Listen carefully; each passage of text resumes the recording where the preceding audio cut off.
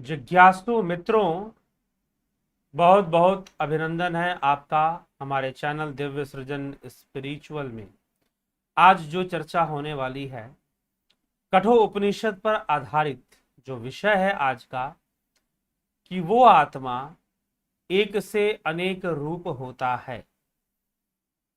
वही आत्मा एक से अनेक रूप वो है तो एक ही सर्वव्यापी, परंतु अनेक रूप भी होता है। कैसे, किस प्रकार से, यह समझाया जा रहा है, यह बताया जा रहा है, किस प्रकार से बात कही जा रही है। आज हम उसको देखेंगे।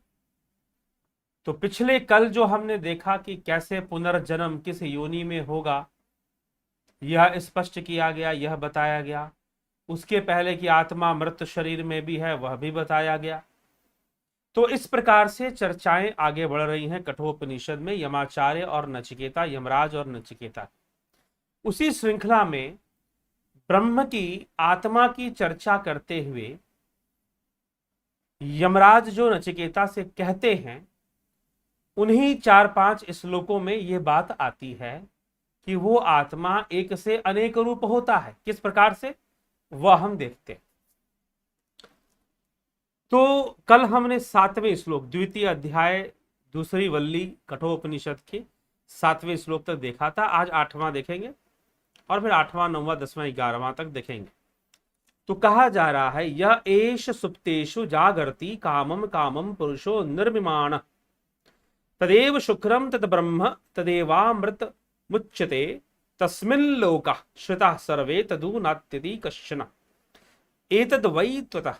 अर्थात जो यह, तो बहुत सारे जीवात्मा, ये तो पहले ही स्पष्ट हुआ, जीवात्माओं के अनुसार उनके लिए नाना प्रकार के भोगों का निर्माण करने वाला तथा उनकी यथा योग्य व्यवस्था करने वाला जो यह परम पुरुष ब्रह्म समस्त जीवों के सो जाने पर प्रलय काल में। अब देखिए, अब एक बात आप सोचेंगे, ये कैसी बात हुई कि प्रलय काल में सो जाने की बात कही जा रही है। क्यों कही जा रही है भाई? प्रलय काल में तो सब मर जाएंगे ना, प्रलय काल में तो सब नष्ट होगा, तो फिर यहां सोने की बात क्यों कही है? सुप्तेषु, इस श्लोक के अंदर अभी हमने सुना, यह एष सुप्तेषु जागृति कामम, संपूर्ण भोगों को भोगने वाला और उनके भोगों की व्यवस्था भी करने वाला वह ब्रह्म ही है। लेकिन संपूर्ण जीवात्माओं का जो प्रलय काल है, उस समय की बात की जा रही है। उस प्रलय काल में सभी जीव सो जाएंगे, सुषुप्ति अवस्था में चले जाएंगे। इसका तात्पर्य क्या है? पहले भी मैं इस विषय को स्पष्ट कर चुका हूं कि जीव की 3 अवस्थाएं, जागृत, स्वप्न, सुषुप्ति।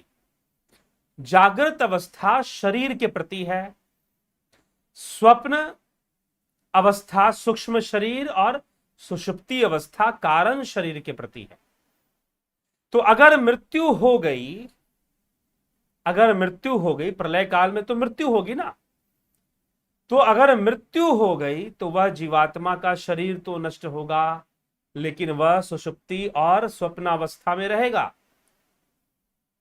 ठीक है, इसलिए यहां पर कहा जा रहा है कि सभी जीवों के प्रलय काल में सबका ज्ञान लुप्त हो जाने पर और उनके सो जाने पर, जीवों के सो जाने पर, अर्थात प्रलय काल में, सो जाने का मतलब प्रलय काल से लिया जा रहा है कि सभी जीव सो जाएंगे, मतलब प्रलय काल में वो जागृत अवस्था में नहीं रहेंगे, सशरीर जागृत अवस्था में नहीं रहेंगे, वो तब की बात की जा रही है।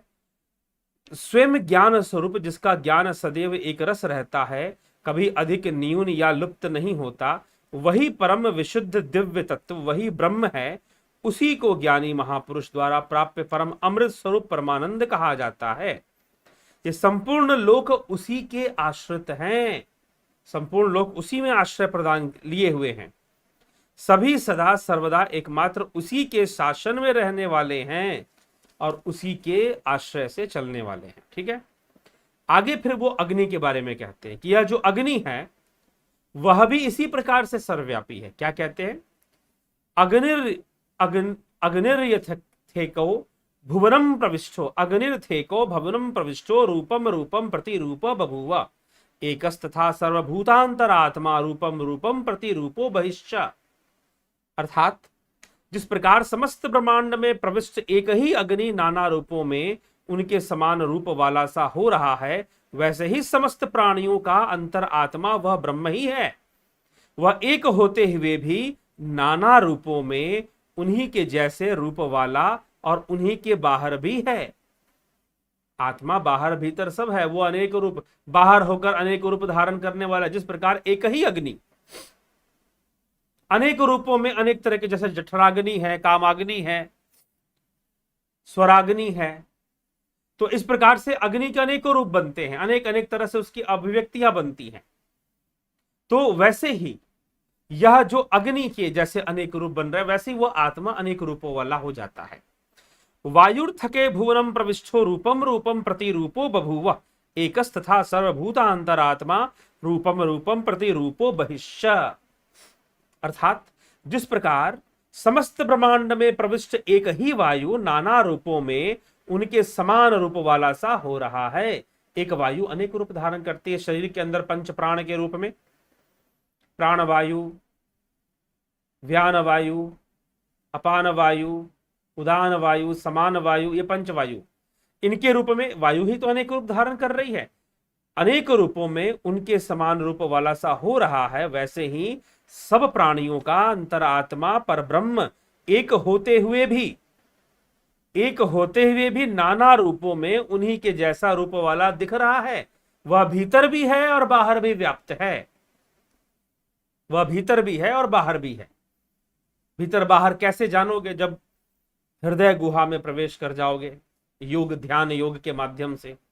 ठीक, फिर आगे कहा जा रहा है, सूर्यो यथा सर्वलोकस्य चक्षुर लिप्यते चक्षुर न लिप्यते चाक्षु शैर बाह्य दोषय एकस्तथा सर्वभूतांतरात्मा न लिप्यते लोक दुखेन बाह्य। जिस प्रकार समस्त ब्रह्मांड का प्रकाशक सूर्य देव है, आंखों से होने वाले बाहर के दोषों से लिप्त नहीं होता, उसी प्रकार सब प्राणियों का अंतरात्मा एक परब्रह्म परमात्मा लोगों के दुखों से लिप्त नहीं होता।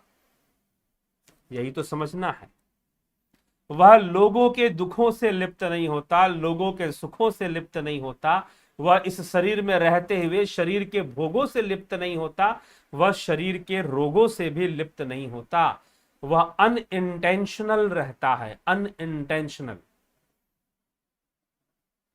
जैसे बिजली पंखे में है, हवा पंखा दे रहा है, बिजली का कोई इंटेंशन नहीं है आपको हवा देने का। यह तो बिजली की यह तो पंखे की व्यवस्था है, जिसके कारण से बिजली जब पंखे से गुजरती है तो पंखा हवा देता है। चलो, ये एक उपमा है, एक उदाहरण है, एक तुलनात्मक, एक कंपैरिजन है, एक समझाने के लिए एक उपमान प्रमाण है कि इस तरह से हम समझ सके, पकड़ सके। परंतु वह तो बाहर भी है, भीतर भी है। बिजली तो बस तार में है, वह तो सर्वव्यापी ही है। वह आत्मा तो सर्वव्यापी ही है, लेकिन उसी के सकाश से संपूर्ण जीव जगत का अस्तित्व है और संपूर्ण निर्जीव जगत का अस्तित्व भी उसी आत्मा के कारण है। बस यही विषय अच्छे से समझ लेना चाहिए, स्पष्ट कर लेना चाहिए। और यही कहा जा रहा है कि जैसे कि एक अग्नि अनेक रूपों में अग्नि के रूप में प्रकट होती है, अनेक रूप धारण करते, वायु अनेक रूप धारण करता है, वैसे ही वो अंतरात्मा, वह ब्रह्म तत्व रूप में तो एक ही है, परंतु इंद्रियों से अनेक चीजें हमें दिखाई देती हैं, तो उनमें भी वह ब्रह्म का ही रूप है, उसी का रूप है जो अनेक हो रहा है। ठीक, आगे इसी को समझाते हुए कहा जा रहा है, एको वशी सर्वभूतांतरात्मा एकम रूपम बहुधा यह करोति तमात्मस्थम ये अनुपश्यन्ति धीरा स्तेषाम सुखम शाश्वतम नेत्रेषाम। अर्थात जो सब प्राणियों का अंतर्यामी अद्वितीय एवं सबको वश में रखने वाला, एको वशी, उस एक के वश में है सब कुछ, उस एक के वश में ही सब कुछ है। तो उस एक के वश में सब कुछ रहने वाला वह एक रूप, एकम रूपम, ये भी कहा गया, एकम रूपम बहुधा यह करोति। वह एक ही रूप वाला अनेक रूपों में प्रकट होता है, नाना रूपों में, बहुधा यह करोति, वह एक से अनेक रूप होने वाला, अनेक रूप धारण करता है ऐसा नहीं। इंद्रिय जगत में वह अनेक रूपों में दिखाई देता है। तो अनेक रूपों वाला बहुधा यह करोति, बहुत प्रकार से बना लेता है। तमात्मस्थम, तम आत्मस्थम, वही आत्मा जो स्थित है हृदय गुहा में, उसे अपने अंदर रहने वाले आत्मा को जो ज्ञानी निरंतर देखते हैं, उसे जानते हैं, उन्हीं को सदा अटल रहने वाला तेषाम शाश्वतम सुखम नेत्रेषाम, तेषाम शाश्वतम सुखम नेत्रेषाम, अर्थात जो उन्हीं को जो अंतर अनुपश्यंति, ये धीरा अनुपश्यंति, तमात्मस्थम ये अनुपश्यंति धीरा, कि वो ज्ञानी जन जो हृदय गुहा में स्थित, अपने अंदर स्थित उस आत्म तत्व को जानने वाले हैं, उसका दर्शन करने वाले हैं, उसका ज्ञान प्राप्त करने वाले, जो जानते हैं ध्यान योग से, ऐसे ही हवा हवाई में नहीं, कहा सुनी में नहीं, ध्यान योग से तुरीयावस्था में पहुंचने वाले योगी वो जानते हैं। तो वो जो ऐसी आत्मा को जानते हैं, वो परमानंद, सदा अटल रहने वाला परमानंद स्वरूप वास्तविक सुख दूसरों को नहीं मिलता। जो ऐसे इस तरह से उस एक से अनेक रूप धारण करने वाले उस आत्मा को अपने अंतर हृदय में ही जानते हैं, वह इस्तेशाम सुखम, वही शाश्वत सुख की प्राप्ति करते हैं, वही शाश्वत सुख की प्राप्ति करते हैं, यह उनका सत्य है। ठीक है मित्रों, तो यह आत्मा के विषय में, ब्रह्म के विषय में इस प्रकार से यमराज नचिकेता को समझा रहे हैं। आगे और भी कुछ है, इस वल्ली के अंतर्गत और भी कुछ श्लोक हैं, इस पर कि हम आने वाले व्याख्यानों में चर्चा करेंगे। तो मित्रों, यह जो व्याख्यान है, आज का जो यह वीडियो है, यह अपलोडेड शेड्यूल वीडियो है, यह कोई लाइव सेशन नहीं है, इसलिए आपके कमेंट्स लाइव में तो नहीं चल पाएंगे और ना आप चला देंगे, लेकिन मैं नहीं देख पाऊंगा क्योंकि अपलोडेड है ये वीडियो। तो इसीलिए आप कमेंट में ही अपने प्रश्न डाल दीजिए। अगर आपके कोई प्रश्न है, उन पर अगले वीडियो में, अगले लाइव में चर्चा कर दी जाएगी। कुछ व्यस्ततावश मुझे पहले से यह निश्चित हो गया कि आज के दिन इस टाइम पर समय नहीं मिलेगा लाइव आने का, तो इसीलिए मैंने पहले ही वीडियो रिकॉर्ड कर कर आपके लिए डाल दी, ताकि 9 बजे आपका समय खराब ना हो। जो लोग प्रत्येक दिवस रात्रि 9 बजे जिज्ञासु इस जिज्ञासा में, इस प्रतीक्षा में रहते हैं कि हाँ आज हमें वीडियो सुनने को मिलेगी, आगे के व्याख्यान कठोपनिषद पे आधारित, उपनिषदों पे आधारित आगे के व्याख्यान सुनने को मिलेंगे, उनके लिए ये 9 बजे ही आप इसको देख पा रहे हैं वीडियो को। तो कोई प्रश्न, कोई चर्चा आप करना चाहे, सामान्य कमेंट में ही आप डाल दीजिए, उस पर फिर आगे चर्चा हो जाएगी। ठीक है, तो बहुत बहुत धन्यवाद आप सभी का इस चर्चा से जुड़े रहने के लिए और इस चैनल से जुड़े रहने के लिए। स्वयं भी जाने और दूसरों के मार्ग में भी सहायक है। बहुत बहुत धन्यवाद। इसी के साथ मैं अपने विचारों को विराम देता हूं।